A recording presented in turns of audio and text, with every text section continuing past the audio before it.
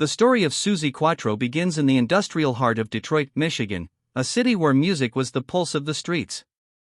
Born into the Quatro household in 1950, Susan K. Quatro was surrounded by the hum of instruments from birth. Her father, Art, was a semi-professional musician who didn't just teach his children how to play, he taught them how to listen to the soul of a song. While most girls in the 1950s and 60s were encouraged to pursue feminine hobbies, Suzi was drawn to the low, rumbling vibration of the bass guitar.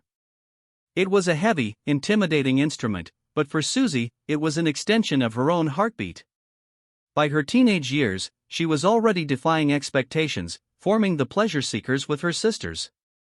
They weren't just a girl group, they were a garage rock band that demanded to be taken seriously in an era where female instrumentalists were often dismissed as a novelty. The true turning point came in the early 1970s when the legendary British producer Mickey Most witnessed Suzi's raw, unbridled energy. He saw past the Detroit garage circuits and recognized a global icon in the making. Taking a massive leap of faith, Suzi packed a single suitcase and moved to England, a move that would redefine the sound of the decade. While the United States was still hesitant to embrace a woman in leather slinging a bass, Britain fell in love instantly. In 1973, Can the Can exploded onto the airwaves, reaching #1 and selling millions. This wasn't just pop music, it was a sonic revolution. Suzi didn't stand at the back, she stood front and center, her voice a gritty growl that challenged every man in the industry. She paved a scorched earth path that future legends like Joan Jett, Chrissie Hynde, and Debbie Harry would eventually walk.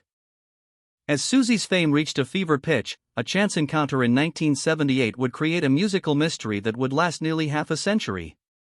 When she entered the studio with Chris Norman, the charismatic lead singer of Smokey, to record Stumblin' In, nobody expected the cultural earthquake that followed. The song was a departure from Suzi's hard rock roots, showing a softer, more vulnerable side of her artistry. However, it was the undeniable, electric chemistry between Suzi and Chris that caught the world's attention. For decades, fans and tabloids whispered about a hidden romance. Their voices blended with a familiarity that suggested a bond far deeper than a mere professional recording session. The rumors never truly died, fueled by their lingering glances in music videos and the effortless way they shared the stage. Now, at 75, Suzi Quatro is finally pulling back the curtain on what really happened during those late-night studio sessions. She describes a connection that was magical but clarifies the truth with the wisdom of time. Suzi reveals that Chris Norman was the easiest partner she ever worked with, a man completely devoid of the typical rock star ego. She speaks of a profound, platonic love rooted in mutual respect and shared experience. At the time, both were navigated the pressures of fame and were committed to their respective marriages. They drew a line in the sand, choosing to channel their intense emotional energy into the music rather than a fleeting affair. This unspoken boundary is what Suzi believes gave the song its longevity. It was a snapshot of a perfect moment between two souls who truly understood one another without the complications of scandal. Suzi's life has been a masterclass in evolution.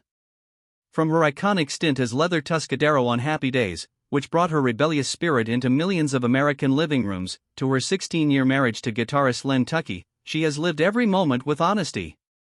Even the difficult chapters, the end of her first marriage, the move from her beloved Essex manor house, and the empty nest syndrome she faced in 2008, were handled with the same grit she brings to her bass solos. Her second marriage to Rainer Haas brought a new sense of balance, allowing her to transition into a successful career as a radio broadcaster on BBC Radio 2. Shows like Rockin' with Suzi Q allowed her to become a storyteller for the ages, preserving the history of rock for the next generation.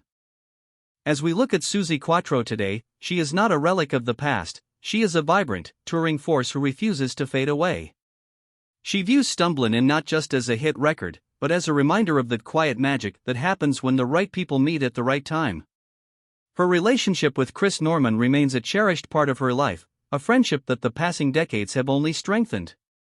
Suzi's story is a testament to the fact that you don't have to follow the rules to win, you just have to be loud enough to make the world listen.